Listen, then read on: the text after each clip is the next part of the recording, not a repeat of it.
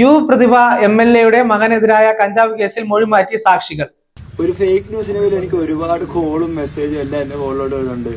വെറും എന്റെ സ്റ്റോറി 10-22,000 ആരും മാറിയേക്കും. എനിക്ക് സംഭവം നടന്നില്ല. അങ്ങനെ സംഭവം നടന്നിട്ടുണ്ട്. ഞാൻ ഇപ്പൊ എന്റെ വീട്ടിലാണുള്ളത്. എന്റെ വീട്ടിൽ തന്നെ ഞാൻ ഇരിപ്പുണ്ട്. കുറെ കമന്റും വരുന്നുണ്ട്. എന്റെ പോസ്റ്റിന് കമന്റ് വരുന്നുണ്ട്. എന്റെ ഫോട്ടോ വെച്ച് കുറെ ഫോട്ടോസ് ഇറക്കുന്നുണ്ട്. ഇതിലെന്ത് സന്തോഷം ആൾക്കാർക്ക് കിട്ടിയെന്ന് എനിക്കറിയത്തില്ല. ഞങ്ങളുടെ അമ്മപ്പെടുത്താളൊരു ഇത് മാത്രമായിരിക്കും ഇത്. പക്ഷെ ഇങ്ങനെ സംഭവം നടന്നിട്ടില്ല. ഇങ്ങനെ സാധനം ഇത് കിട്ടിയിട്ടില്ല. അത് ഞാൻ എവിടെ വേണമെങ്കിലും പറയാം. അല്ലെങ്കിൽ ഞാൻ ഈ സമയത്ത് എന്റെ വീട്ടിൽ കാണത്തുമില്ല. അത്ര നിങ്ങളൊന്ന് ചിന്തിച്ചാൽ മതി വയസ്സ്. MLA മകൻ കനിവ് കഞ്ചാവ് ഉപയോഗിക്കുന്നത് തങ്ങൾ കണ്ടിട്ടില്ലെന്നാണ് ഇവരുടെ പുതിയ മൊഴി. പ്രതിഭയുടെ പരാതിയിൽ നടത്തിയ അന്വേഷണത്തിൽ എക്സൈസ് അസിസ്റ്റന്റ് കമ്മീഷണർക്ക് മുൻപിലാണ് മൊഴി നൽകിയത്. തകഴി സ്വദേശികളായ 2 സാക്ഷികളാണ് മൊഴി മാറ്റിയത്. കേസിൽ അന്വേഷണ റിപ്പോർട്ട് എക്സൈസ് കമ്മീഷണർക്ക് കൈമാറിയിരുന്നു. അതേസമയം പ്രതിഭ MLA മകൻ കനിവിനെ കഞ്ചാവ് കേസിൽ നിന്ന് ഒഴിവാക്കും.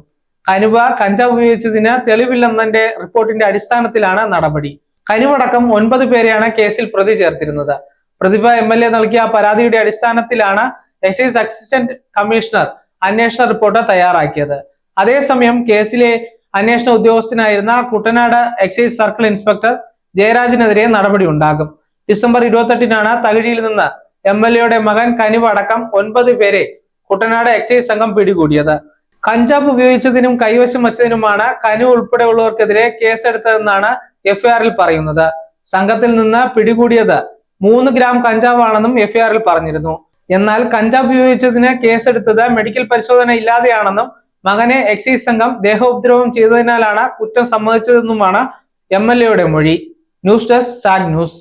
Your one-stop shop for news and fun. Watch SAG News. നേരിന്റെ വാർത്തകൾ നിങ്ങളുടെ വിരൽത്തുമ്പിലെത്താനായി സാഗ് ന്യൂസ് ചാനൽ സബ്സ്ക്രൈബ് ചെയ്തും ഷെയർ ചെയ്തും ഒരു ശരിയായ മാധ്യമ നിലപാടിനൊപ്പം നിൽക്കാൻ ഞങ്ങൾ നിങ്ങളെ ക്ഷണിക്കുന്നു.